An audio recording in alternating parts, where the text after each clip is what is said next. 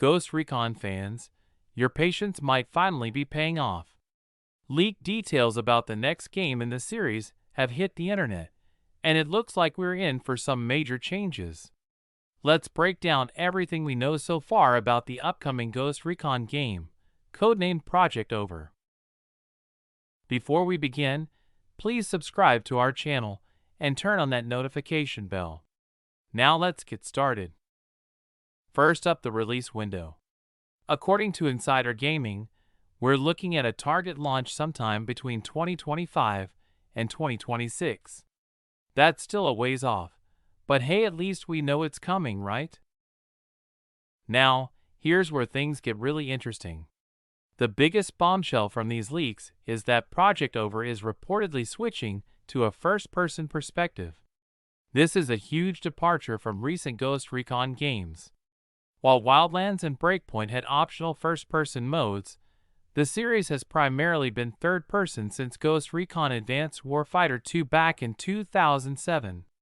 It looks like Ubisoft is going all in on the FPS angle this time around.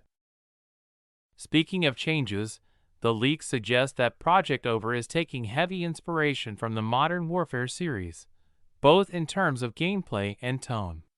If you're a fan of that gritty, realistic military shooter vibe, this could be right up your alley. Graphically, the game is being compared to Ready or Not, which is known for its intense, tactical gameplay and impressive visuals. Now let's talk setting. Project Over is reportedly set during something called the Naaman War. This appears to be a fictional conflict, which could give the developers more freedom to tell the story they want. The leaks also mention that the game aims to include many controversial missions. While we don't have specifics, this could mean we're in for some intense, morally complex scenarios that push the boundaries of traditional military shooters. It's worth noting that this new direction seems to be a response of Ghost Recon Breakpoint sales. Remember, Breakpoint leaned heavily into the live service model and even experimented with NFTs.